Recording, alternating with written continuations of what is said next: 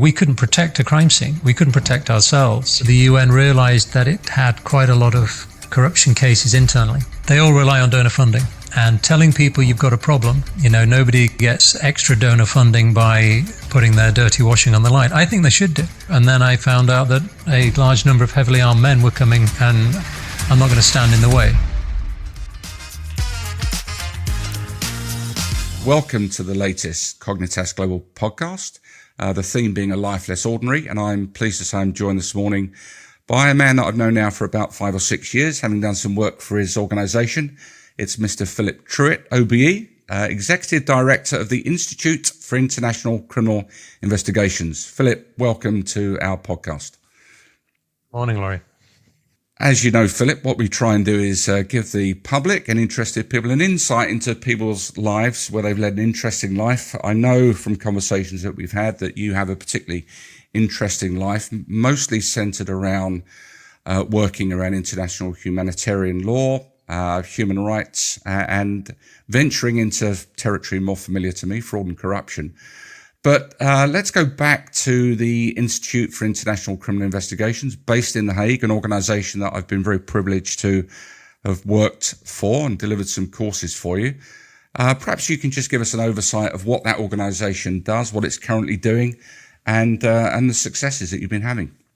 Happy to do so. So the Institute for International Criminal Investigations, normally known as IICI, gets confused with the ICC, the International Criminal Court, but we work with them, but we're not part of them. We do essentially what it says on the tin. We train people how to do international criminal investigations, by which, in shorthand, we term war crimes investigations, although we do move into the world of human rights as well. We were initially set up 20 years ago to support the ICC and the tribunals at the time for Yugoslavia and Rwanda, really in recognition that this stuff is really difficult and no one teaches you how to do it. So what was happening was a lot of police officers turning up from their domestic lives who were used to dealing with a robbery, a rape, a murder, and suddenly being asked to deal with not just one murder, but 1,000 bodies in a grave. Not just a single rape, but a pattern of conflict-related sexual violence involving hundreds or thousands of victims. And nobody really understood how to do it at that stage. So United Nations and other bodies not having the budgets for it, they set up this organization.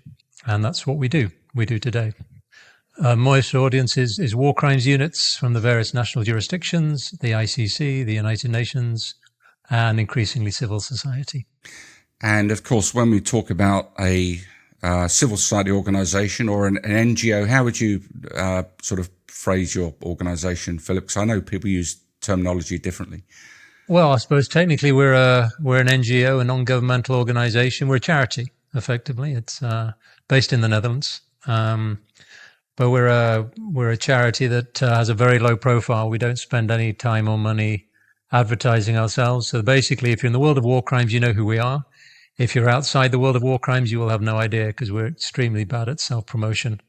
Hence, I don't do a lot of this type of thing. So I'm confident that given the scale of your podcast audience, this will be my entire budget for the year based on that. What can I say?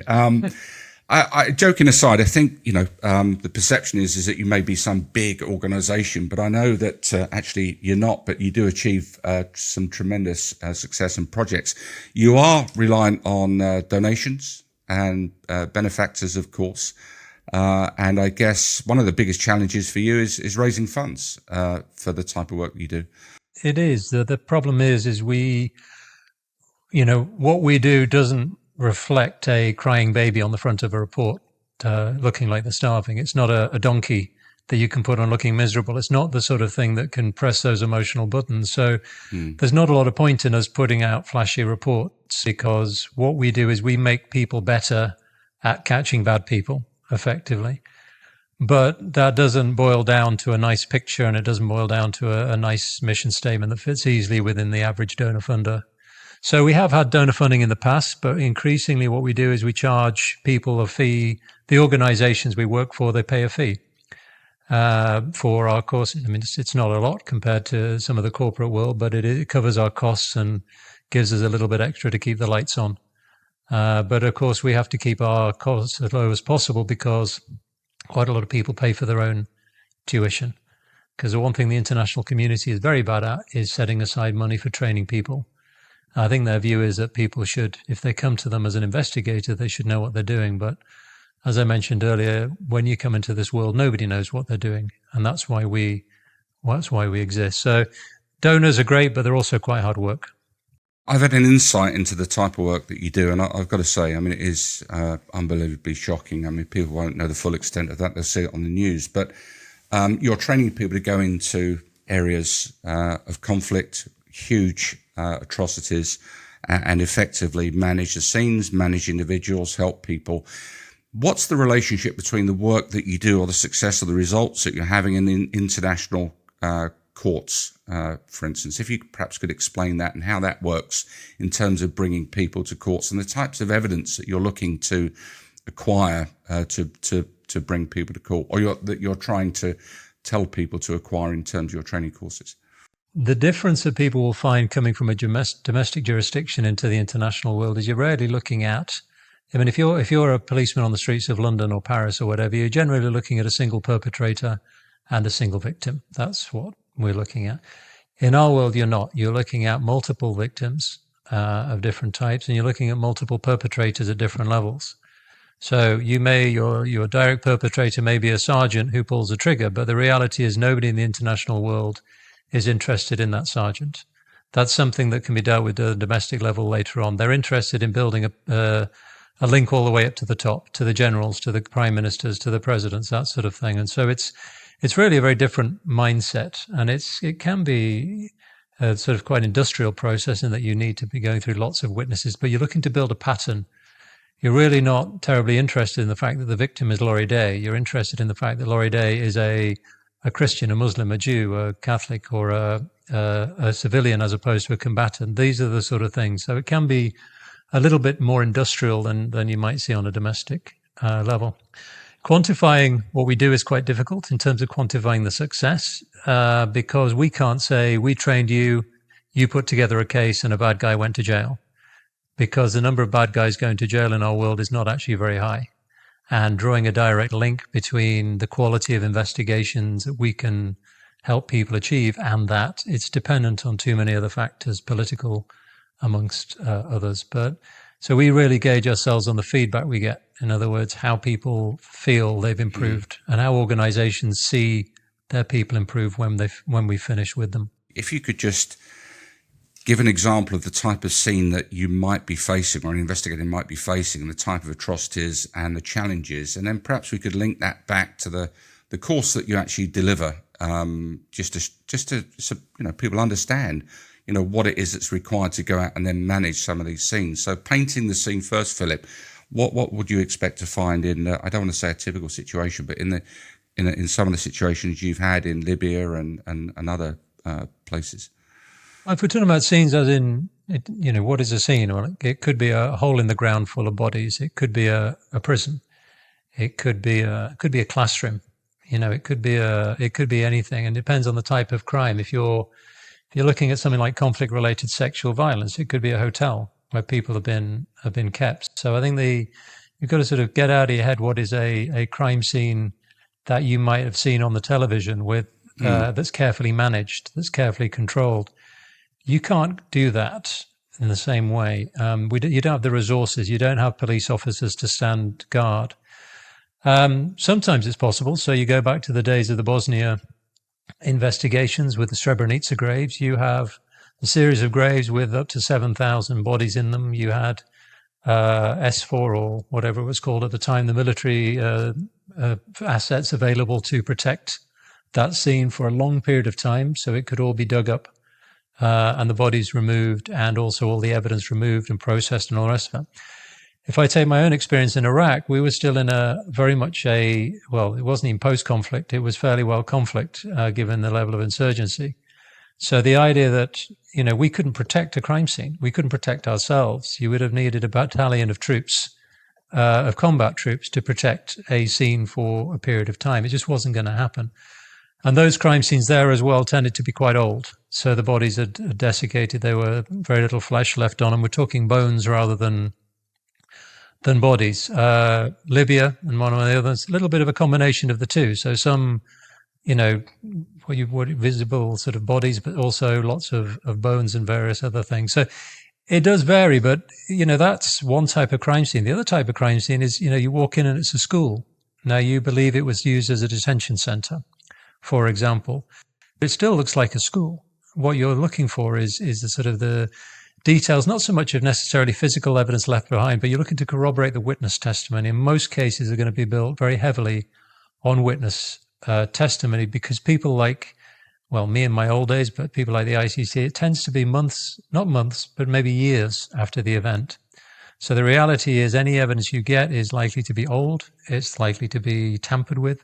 So building the chain of custody, it's not as easy as it might be on a national level, and you don't have the resources. You don't have the guys in the white suits available to swoop down with their kits and start taking DNA evidence left, right, and center.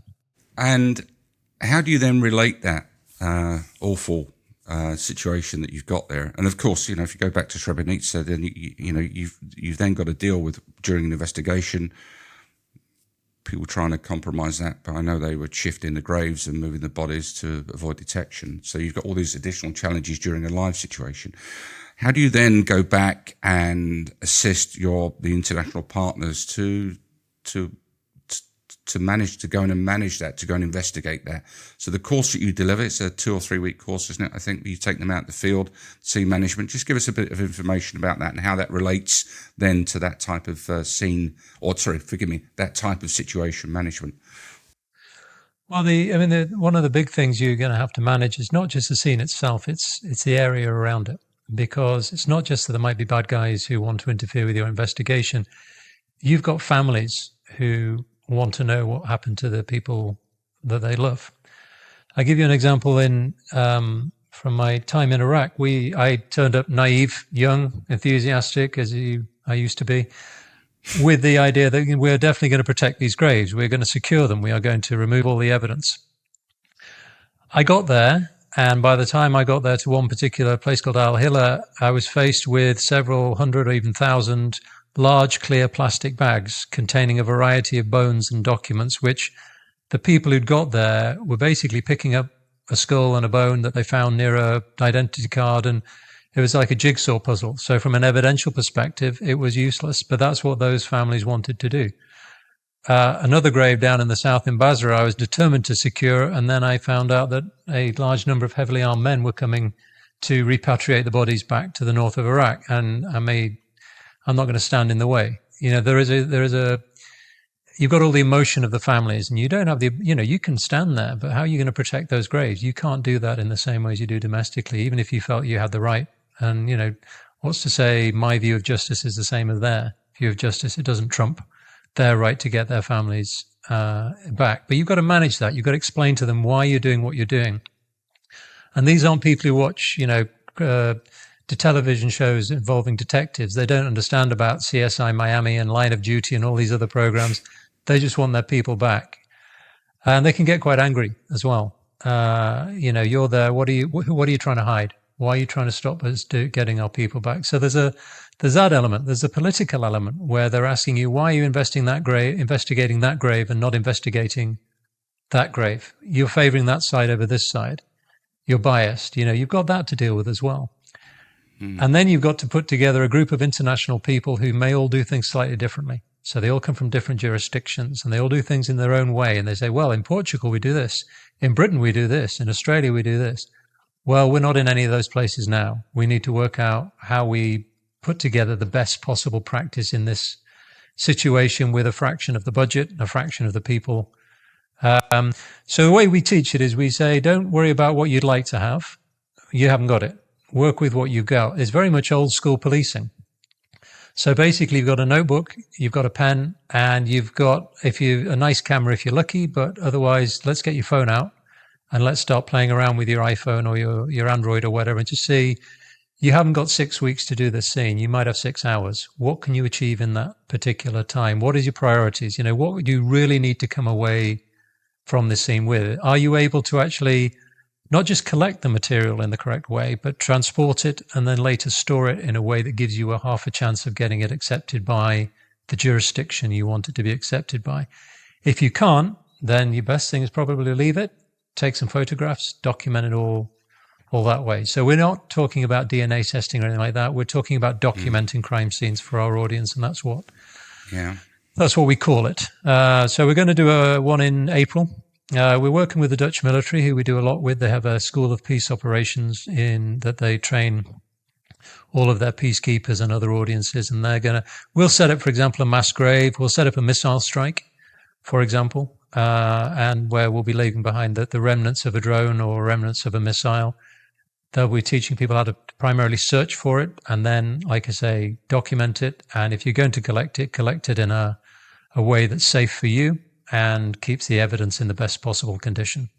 And you can see the challenge there. You know, there isn't any one particular, maybe police force, army that could really just go out and teach that as a standard course. What it needs is people that have been out there in the field, such as yourself, bringing all that experience together through international best practice, I guess, over many years to put together what still really is always going to be an unknown situation when you get out there and you're on the ground. Where did this interest start for you? You're an undergraduate in a degree in law, MA in war studies. This whole topic must have grabbed you at some stage in your life, because I know you've been doing it for many years now. Where did that start for Philip Trewhitt? I wouldn't say I grabbed it, because that would suggest I knew what I was doing. It sort of grabbed me the other way around. I needed a job. I got asked if I would go work for an organization that was actually working on Iraq when the days that Saddam Hussein was in power, and they were actually campaigning against the regime there, and it was something that was funded by the U.S. Congress primarily. But it was at the time that General Pinochet got arrested here. Not elected, arrested here, if you remember. And Jack Straw, the Home Secretary at the time, was having to deal with the fact that he was arrested under a warrant from a Spanish magistrate. And so we suggested, well, why just campaign? Why not build some cases? And so we went and we found the best lawyers we could in various European jurisdictions. And we started doing what's today is called the concept of universal jurisdiction. In other words, when a country takes the right to prosecute somebody for a crime committed in an overseas jurisdiction, usually based on the fact that the victim is in the country, or the perpetrator turns up in the country. But in theory, you can prosecute people for crimes committed overseas, even if there's less of a link depending on the jurisdiction. But we started working out what could we prosecute and where, and getting the best lawyers to effectively teach us how to do it. Because at the time, nobody knew how to do it. It was not something that anybody was doing. Police forces weren't doing it. Civil society at that time wasn't doing it. So we thought we'd try. And so we did it, and we made our mistakes. But at the time, when you get the best people telling you what best defense lawyers in various places telling you what do you need to do to beat them, you learn pretty quickly. So we, for example, took British police statements and we started following the procedure that they used to take a statement. So we knew that would be a best chance of getting accepted in a British court. If we were picking up a video in those days, we started following, British chain of custody rules for the video. I remember getting videos of press conferences and having to track down British BBC journalists who'd been at the press conference so they could authenticate an old VHS tape saying I was there and I saw this individual say this.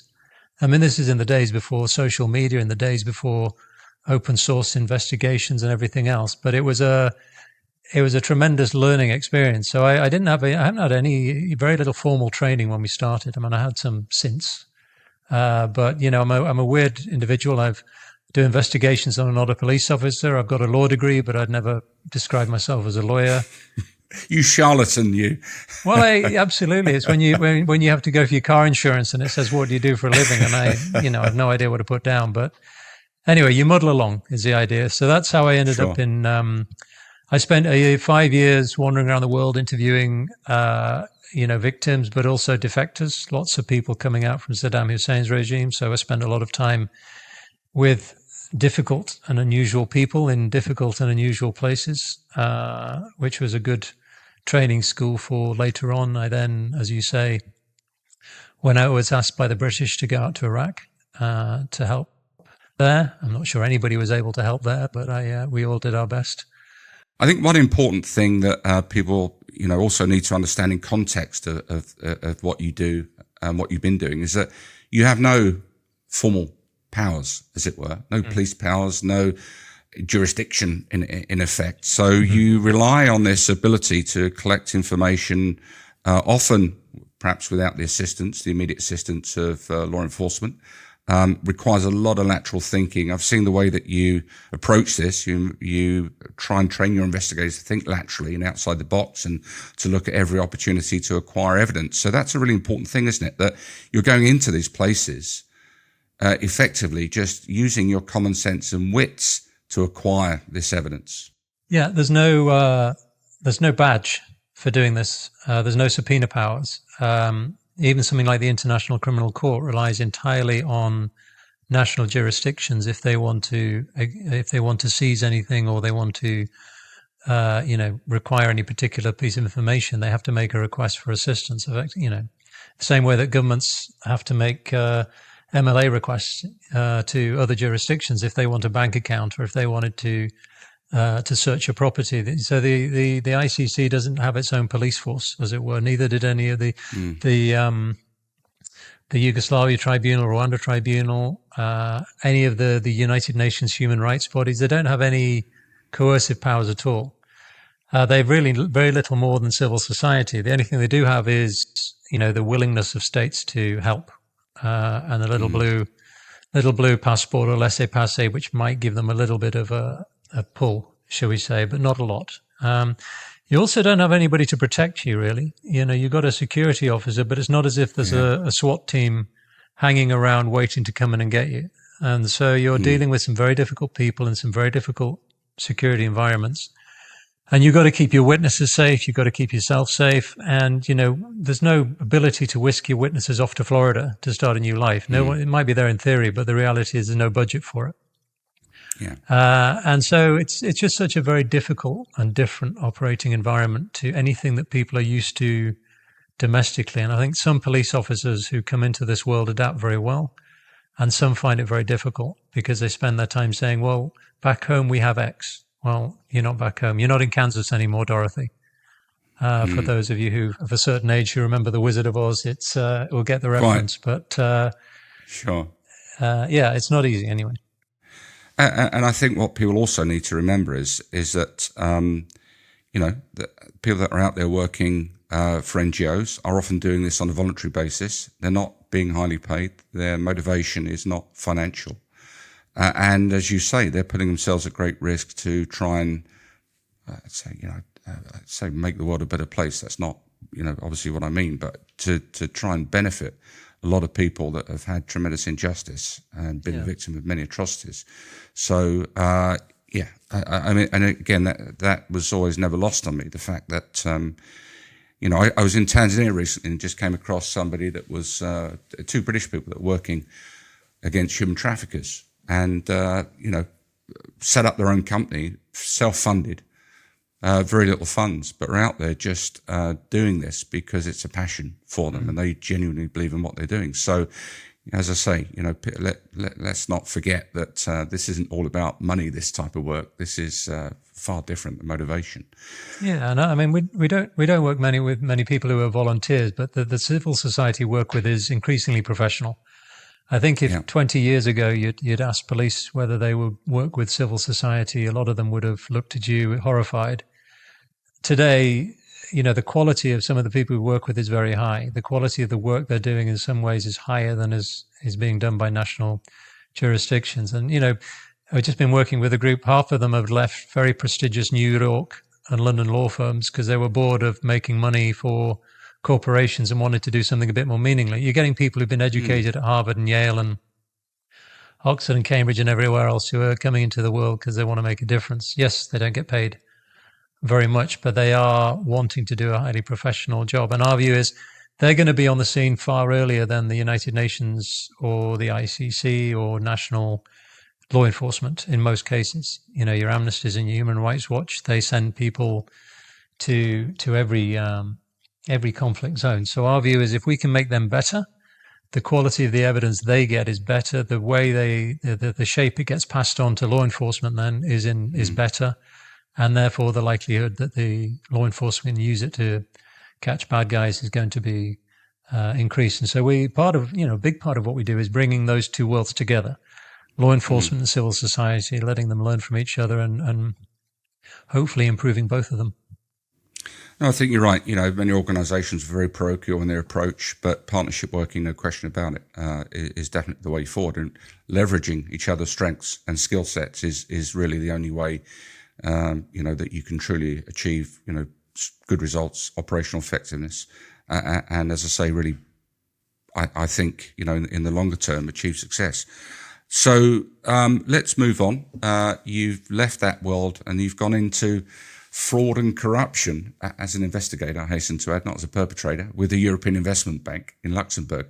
How did you make that leap, and why, and what was all that about? Why was because they asked me. So again, I'm always reluctant to give anybody career advice because, quite frankly, my career has been, to say the least, unplanned. I was in Baghdad and something came up called the oil for food scandal. Which was a big deal at the time. I don't think anybody will have heard of it now, but in essence, the United Nations put sanctions against the Saddam Hussein regime in Iraq, but they found a way around it in collusion with lots and lots of well-known international corporations, as well as lots of well-known politicians, and they were using oil allocations, cheap oil to bribe politicians, and they were using kickbacks effectively from international companies wanting to supply goods to Iraq. Everything had to go through the United Nations. But billions on offer, and as you know yourself, Lawrie, whenever there's that amount on offer, people find a way around it. And so there's basically widespread corruption. And so they set up this investigation, and they needed somebody who was capable of operating in Iraq. So somebody put my name forward, and I'd never heard of the program. I knew nothing about it, but I thought, okay, well, let's take a look, and join probably the most effective and highly skilled and experienced investigation group I'd ever been part of, because there was no open recruitment. It was basically, who do you know who's good, and who do you know who's good to work with? And it was all word of mouth effectively. And so there were some amazing people worked on that. Didn't achieve very much in the end, because at the end of the day, despite having very solid evidence against lots of very well-known names, you can go back and look at the report. It's online if you want to see some of the politicians involved. They're all very well known to people in this country and elsewhere. The international community did very little to prosecute people at the end, which actually, so while it's one of the most fulfilling things I ever did, it's also achieved very, very little, really. But one of the offshoots of that was that the UN realized that it had quite a lot of corruption cases internally. In other words, in international development, big development projects, internal corruption, and they, at the time, didn't have the ability to investigate it themselves. They didn't have the skill set. They had people who were used to dealing, maybe small-scale frauds, people cheating on their expenses account, but they had no idea how to investigate, a $10 million, $100 million project in a particular country that had been corrupt. And so they put together a task force, and I was asked then to join that task force, and that led me for the next, well, I suppose 10 years or so in total, through a variety of different UN agencies, and finally onto the European Investment Bank, doing fraud and corruption investigations, with a brief break in between, go back into war crimes to go to Libya when the UN rang me up and asked me if I'd go back and do that for them. Who can we find that would just go back to Libya and Iraq? Philip Trewhitt, he likes going back there. So. Yeah, my wife had just had a baby 6 weeks before I left, so she was less than thrilled. I can imagine. Yeah, so try talking about your miserable day in a mass grave to a woman with a 6-week-old baby who's not getting a lot of sleep, you're not going to get a great deal of sympathy from the home front, and perhaps rightly so. No, I can imagine. And that must have been frustrating on that UN Oil for Food program, that never really resulted in the convictions or the sanctions or the action that you required in the end, I guess, for all the hard work that gone into that. To be honest, you can say the same thing about the UN fraud and corruption, in that you can do the best investigation you can provide, in many cases we're able, despite having no coercive powers, we were able to provide pretty much court-ready cases based purely on what we were able to get through persuasion, charm, a little bit of arm twisting. And yet, unless the organization itself was prepared to take action, nothing happens. So my recommendations were always the same. Here's the bad guy. Here's what they've been doing. Here's where the money's gone. Here's who did it. You need to stop further funding to this immediately, and you need to hand this over to law enforcement and not give them any more money until they come back and tell you they've done a proper investigation and a proper prosecution. And the number of times that happened was almost never. What you find is a degree of embarrassment, which is that and it's the same thing whether it's Oxfam or the United Nations, they all rely on donor funding one way or the other. And telling people you've got a problem, it's a little bit like going to a party and telling them you've got an embarrassing social disease. Everybody's going to move away from you. They're not going to crowd around you and ask you to talk more about it. That's how it seems to work a little bit. Nobody gets extra donor funding by putting their dirty washing on the line. I think they should do. I think if I was working for the British government and an agency said, look, we've got a massive problem. That project we had, it's been stolen, but here's what we're doing to make sure it never happened again. I'd be tempted to support them. But that doesn't happen, unfortunately. Well, we could do another whole podcast on donor funding, I could assure you, but probably best not. Let's, as we move to the end of the podcast, Philip, and as always, it's been a pleasure to speak to you. We come back, I guess, full circle to the IICI now, where you remain as the executive director. What's the future for the IICI? What would you like the future to be for the IICI? Well, I think the future is fairly bright in terms that the demand for what we do is increasing. And that's not a good thing in terms of the world in some ways, because it means that bad stuff is happening, but it's a good news in the other way, is that more people are saying the way to do good investigations is not to hang around and hope you get good people sent to you. It's to actually train the people you have and make sure they do it better. So the fact is, we're developing relationships now with lots of organizations who are getting us to do repeat bespoke training for them, as well as the courses we do where people can apply to come. More and more agencies are coming and saying, create something specific for us. So we're not short of business, as it were. So from that perspective, we're going forward. We're expanding what we do. We need to be moving into different areas, like drone warfare.